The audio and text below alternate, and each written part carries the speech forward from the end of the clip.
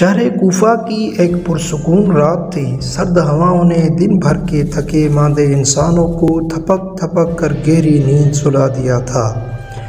ناگہاں ایک یہودی کی آنکھ کھل گئی۔ اس نے برابر کے مکان کی چھت پر ایک سایہ دیکھا۔ پھر وہ شدید اضطراب کے عالم میں ساری رات کروٹیں بدلتا رہا۔ نیند اس کی آنکھوں سے رخصت ہو چکی تھی۔ دل و دماغ پر خوف اور دہشت کے سائے لرز رہے تھے۔ شب کی ناقابل بیان منظر نے اسے ایک عجیب و غریب کرب میں مبتلا کر دیا تھا۔ پھر وہ مسلسل کئی دنوں یہ منظر دیکھتا رہا۔ آخر یہودی کی قوت برداشت جواب دے گئی۔ ایک شب اس نے اپنی بیوی کو شریک راز کرتے ہوئے کہا کہ اب مجھے اس شخص کی گروہ زاری نہیں دیکھی جاتی۔ یہودی تاجر کی بیوی نے ان سے سوال کیا کہ کس کی گروہ زاری؟ تو یہودی تاجر نے اپنے برابر کے مکان کی طرف اشارہ کرتے ہوئے یہ کہا کہ یہ جو آواز آ رہی ہے۔ اس یہودی کی عورت نے آواز سنی۔ آواز آ رہی تھی وَامْتَازُوا الْيَوْمَ أَيُّهَا الْمُجْرِمُونَ، یعنی اے مجرموں آج کے دن نیک لوگوں کی صف سے الگ ہو جاؤ۔ عورت نے آواز سنتے ہی پہچان لیا، بولا کہ یہ تو نعمان معلوم ہوتے ہیں۔ پھر تاجر نے کچھ دن بعد اس راز کو عام کر دیا۔ اس نے کوفے کے لوگوں سے کہا کہ نعمان کا کردار ہمارے لیے ایک مثالی حیثیت رکھتا ہے، مگر نہ جانے ان سے ایسا کون سا گناہ زرد ہو گیا ہے کہ وہ یوم حساب کے خوف سے رات رات بھر چیختے ہیں۔ آنکھوں سے اشک ندامت کا سیلاب جاری رہتا ہے۔ اور جب دوسرے شہریوں نے رونے والے شخص کی فغان نیند شے کا سبب پوچھا تو اس سختہ جان نے کہا میں سمجھتا ہوں کہ یہ آیت قرآنی میرے لیے ہی نازل ہوئی ہے۔ یہ کہتے کہتے اس شب زندہ دار کے ہونٹ کانپنے لگے تھے اور چہرہ زرد ہو گیا تھا۔ میں اس دن اپنے رب کی پناہ مانگوں گا جب بچے بوڑھے ہو جائیں گے، پہاڑ دھکے ہوئے روح کی طرح اڑنے لگیں گے اور آسمانوں میں شغاف پڑ جائیں گے۔ نصف شب کے سناٹوں میں اپنے خالق کے حضور خم رہنے والے، کفر کی تاریخیوں میں ایمان و راستے کے اجالے، اپنے وقت کے روئے زمین پر سب سے زیادہ دانشمند، عابدوں اور زاہدوں کی جماعت میں سر بلند، پرہیزگاروں کے پرہیزگار، مسافر مدینہ و نجف، راہ خدا میں سر بکف، شعلہ بجا قرآن بدست، یہ تھے مرد حق پرست حضرت نعمان بن ثابت امام اعظم ابو حنیفہ رحمہ اللہ تعالی علیہ۔ میں ہوں ابو عثمان محمد سندھی۔ تو آج ہم اس ویڈیو میں آپ کو امام اعظم ابو حنیفہ رحمہ اللہ تعالی کے بارے میں بتائیں گے۔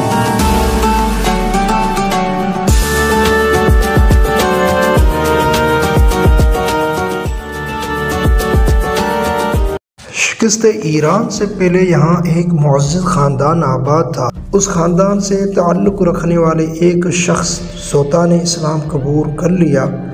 یہ انتہائی باغیانہ اقدام تھا۔ فارس کے آتش پرستوں کو ان کی یہ ادا پسند نہ آئی۔ زوطا کے ساتھ قدم بقدم نفرت آمیز سلوک کیا گیا، یہاں تک کہ ان پر ایران کی زمین تنگ ہو گئی۔ مجبوراً زوطا نے کوفہ کی طرف رخ کیا۔ اس شہر کو حضرت مولا علی کرم اللہ وجہ کا دارالخلافہ ہونے کا شرف حاصل تھا۔ اسی مقام پر زوطا کو گوشہ آفت نظر آیا، نتیجاً وہ کوفے میں سکون پذیر ہو گئے۔ حضرت علی کرم اللہ وجہ سے انہیں خاص عقیدت حاصل تھی، اس لیے کبھی کبھی دربار میں حاضر ہو کر اپنے جذبات کا اظہار کرتے۔ ایک مرتبہ نوروز کے دن جو پارسیوں کے عید کا دن ہے، زوطا نے بطور نذر فالودہ پیش کیا۔ حضرت علی نے ان کی محبت کا خیال کرتے ہوئے قبول فرما لیا، مگر ساتھ ہی یہ ارشاد کیا کہ ہمارے یہاں ہر روز نوروز ہے۔ یہاں کچھ عرصے قیام کے بعد قدرت نے انہیں اولاد نارینہ کی دولت سرفراز فرمائی۔ زوطا نے لڑکے کا نام ثابت رکھا۔ وقت آہستہ آہستہ گزرتا رہا۔ ابھی ثابت رحمہ اللہ کے بچے ہی تھے کہ زوطا نے انہیں ایک دن کمال عقیدت کے ساتھ حضرت علی کرم اللہ وجہ کی خدمت میں پیش کیا اور دعا کی درخواست کی۔ امیر المومنین نے ان کے عمل سے بہت خوش ہوئے۔ ثابت رحمہ اللہ کے سر بدست شفقت رکھتے ہوئے زوطا اور ان کی اولاد کے حق میں دعائے خیر فرمائی۔ حضرت ثابت رحمہ اللہ کی حالات پر وقت نے گہرا پردہ ڈال دیا تھا کہ آپ تجارت کے ذریعے زندگی بسر کر رہے تھے۔ یہ 80 ہجری کا واقعہ ہے۔ اس وقت ثابت رحمہ اللہ کی عمر 40 سال تھی۔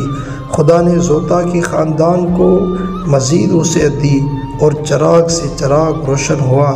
ثابت رحمۃ اللہ نے اپنے لڑکے کا نام نعمان رکھا، مگر دنیا نے اس بچے کو امام اعظم رحمۃ اللہ علیہ کے لقب سے یاد کیا۔ زوتا نے اسلام کی راہ میں جو تکلیفیں برداشت کی، جس طرح اپنے دل پر ہجرت کا زخم کھایا تھا، خدا نے اسی انداز میں انہیں سرخ رو فرمایا۔ امام اعظم رحمۃ اللہ علیہ کی پیدائش خاندان زوتا کے لیے فخر کی اتنی روشن علامت تھی کہ یہ مرتبہ کسی شہنشاہ کو بھی حاصل نہیں۔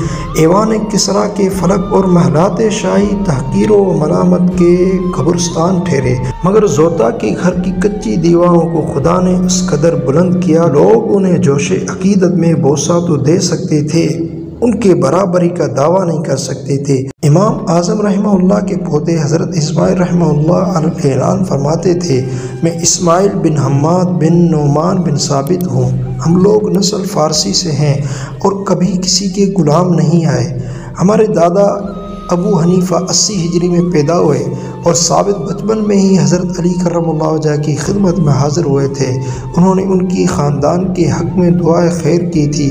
ہمیں یقین ہے کہ وہ دعا بے اثر ثابت نہیں ہوئی۔ آپ کی کنیت ابو حنیفہ رحمۃ اللہ علیہ تھی، جسے اس قدر شہرت حاصل ہوئی کہ اکثر لوگ حقیقی نام تک بھول گئے۔ قدرت کا عجیب راز ہے کہ جس نے تمام عمر شہرت کو ناپسندیدہ نظروں سے دیکھا، وہ رہتی دنیا تک امام اعظم رحمۃ اللہ علیہ قرار پایا۔ آپ کی کسی اولاد کا نام حنیفہ نہیں تھا، مگر ابو حنیفہ رحمۃ اللہ علیہ ٹھہرے۔ تحقیق کرنے والوں نے قرآن حکیم کی اس آیت فاتبعوا ملت ابراہیم حنیفہ کی طرف اشارہ کرتے ہوئے لکھا ہے کہ امام اعظم رحمۃ اللہ علیہ کی کنیت اسی نسبت سے مشہور ہوئی۔ حضرت حماد رحمۃ اللہ کے سوا امام اعظم رحمۃ اللہ علیہ کی کسی اولاد کا نشان نہیں ملتا۔ امام اعظم ابو حنیفہ رحمۃ اللہ علیہ کے بچپن کا زمانہ فتنوں سے لبریز تھا۔ ہر طرف ظلم کی حکومت تھی، بندگان خدا کے حقوق پامال ہو رہے تھے اور حکمرانوں کو اپنی ذات کے سوا کچھ نظر نہیں آتا تھا۔ خلیفہ عبد الملک نے حجاج بن یوسف کو عراق کا گورنر مقرر کیا تھا۔ اس جابر شخص نے انسانی حدود سے نکل کر صفا کی کہ وہ مظاہرے کیے۔ حضرت عمر بن عبدالعزیز رحمۃ اللہ علیہ نے اس دور گمراہی پر تبصرہ کرتے ہوئے فرمایا تھا، اگر دوسرے تمام پیغمبروں کی امتیں مل کر اپنے اپنے زمانوں کے بدکاروں کو پیش کریں اور ہم صرف حجاج کو مقابلے پر لائیں تو خدا کی قسم ہمارا پلہ بھاری رہے گا۔ حالات کے اس پس منظر کو دیکھ کر اندازہ ہوتا ہے کہ ولید اور حجاج کے دور میں تحصیل علم کے راستے مسدود ہو کر رہ گئے تھے، اس لیے حضرت امام ابو حنیفہ رحمۃ اللہ علیہ بھی فطرت کے تقاضوں کو تکمیل نہ کر سکے۔ مجبوراً آپ کو خاندانی پیشے کی طرف متوجہ ہونا پڑا۔ پیدائشی ذہانت اس میدان میں بھی نمایاں رہی اور آپ نے بہت جلد اپنے مورسودی تجارت کو وسعت دے کر نئی بنیادوں پر استوا کیا، لیکن جیسے ہی سلیمان کی حد خلافت میں گھر گھر درس و تدریس کا شہرہ ہوا، آپ کے دل میں بھی تعلیم کو مکمل کرنے کی تحریک پیدا ہوئی۔ اسی زمانے میں اتفاق ایک واقعہ پیش آیا جس نے حضرت امام ابو حنیفہ رحمۃ اللہ کی آتش شوق کو بھڑکا دیا، اور آپ ایک دن بازار جا رہے تھے۔ کوفے کے مشہور بزرگ امام شعبی کا مقام راستے میں پڑتا تھا۔ آپ جب امام صاحب کے سامنے گزرے تو انہوں نے ایک طالب علم سمجھ کر اپنے قریب بلا لیا اور محبت آمیز لہجے میں پوچھا، کہاں جا رہے ہو؟ حضرت امام ابو حنیفہ نے ایک سوداگر کا نام لیتے ہوئے اپنا کاروبار مقصد بیان کیا۔ امام شعبی رحمۃ اللہ علیہ نے سوال کیا تھا کہ تم پڑھتے کس سے ہو؟ امام اعظم ابو حنیفہ نے جواب دیا بڑی سادگی سے، میں کسی سے نہیں پڑھتا۔ تو امام شعبی رحمۃ اللہ علیہ نے فرمایا کہ تم علماء کی صحبت میں بیٹھا کرو۔ امام شعبی رحمۃ اللہ علیہ نے فرمایا کہ تم علماء کی صحبت میں بیٹھا کرو، مجھے تمہارے اندر بڑی صلاحیتیں نظر آتی ہیں۔ امام اعظم ابو حنیفہ رحمۃ اللہ علیہ راستے بھر اس مرد بزرگ کے الفاظوں پر غور کرتے رہے۔ ایک عجیب قرب تھا، عجیب ذہنی خلقش تھی۔ جس نے کئی راتوں تک امام اعظم رحمۃ اللہ علیہ کو سونے نہ دیا۔ بالآخر آپ نے اپنے آئندہ زندگی کے بارے میں ایک اہم فیصلہ کیا، جس نے نہ صرف امام اعظم رحمۃ اللہ علیہ کی ذاتی حیثیت کو بدل ڈالا بلکہ تاریخ اسلام پر بھی گہرے نقوش ثابت کیے۔ امام اعظم ابو حنیفہ کی داستان جاری ہے۔ امام اعظم ابو حنیفہ فقہ کو کیسے مدون کیا، امام صاحب نے تعلیم کیسے حاصل کی اور کس سے حاصل کی، امام اعظم کا فن حدیث میں کیا مقام ہے، یہ سب آپ کو بتائیں گے۔ لیکن امام اعظم ابو حنیفہ کون تھا کی اگلی قسم میں ہمارے یوٹیوب چینل درس نظامی 786 کو سبسکرائب کریں اور آگے ویڈیو کو شیئر کریں اور کمنٹ میں یہ ضرور بتائیں کہ ویڈیو آپ کو کیسی لگی۔ السلام علیکم ورحمۃ اللہ وبرکاتہ۔